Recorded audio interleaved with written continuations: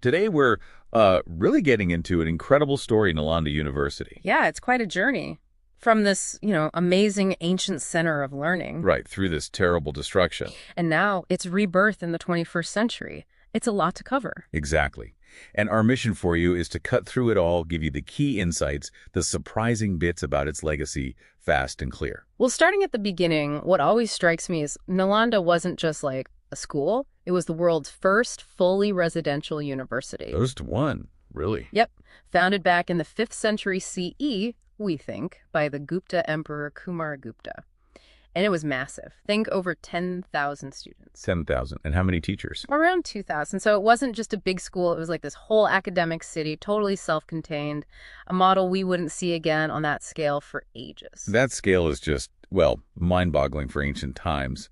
But what made it so advanced?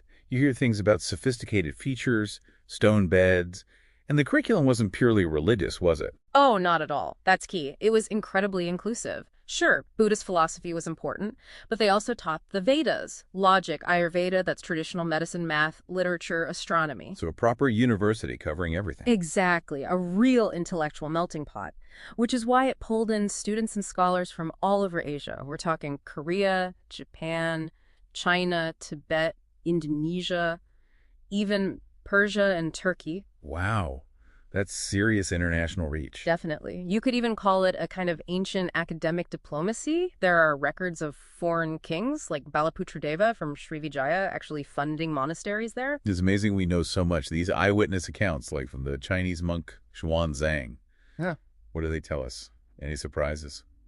Xuanzang is fascinating. He actually studied there for 5 years, eventually became vice chancellor. He and another monk, Yijing, left these incredible descriptions. What kind of things did they describe? They confirm the huge prestige, but also daily life, the structured schedules, the intense debates. It gives you a vivid picture of this bustling place where knowledge wasn't just learned, but actively, created. Such a beacon. But even Nalanda faced attacks, didn't it? It survived some. It did. It showed resilience against earlier attacks, like from the Huns and Gaudas. They rebuilt. But the one in 1193 CE, that was different. By the Turkish general Bakhtiar Khilji. And there's that disturbing story about why, right? Something about envy. Yeah, there's this popular, though maybe legendary account. It says Khilji got sick, his own doctors couldn't help, but an Indian physician from Nalanda, Acharya Rahul Sribhadra, cured him. And instead of being grateful, Khilji supposedly became envious of India's knowledge and decided to destroy its source. Chilling, if true. Whatever the reason, the destruction itself was catastrophic. The library, the Dharmagon. Unfathomable, really. Thousands of scholars killed. And the library, it was colossal. 9 stories high, filled with over 9 million manuscripts. 9 million. Yeah. And the accounts say it burned for months. Some say 3, some say up to 6. 6 months. Imagine that loss. Texts on medicine, astronomy, philosophy. Unique knowledge just gone. It wasn't just burning buildings. It felt like an attack on knowledge itself. A huge setback, potentially for centuries. Such a tragic loss. Shows how fragile knowledge can be. But, incredibly, the story doesn't end there. Fast forward to our time.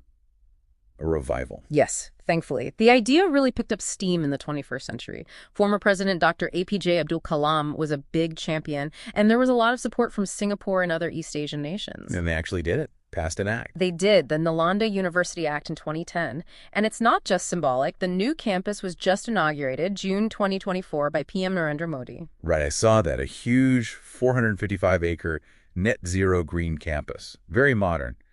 But how does it connect to the ancient Nalanda? Well, that's the interesting part. It deliberately tries to bridge that gap. Its motto comes from the Rig Veda. Let noble thoughts come to us from all directions. Nice.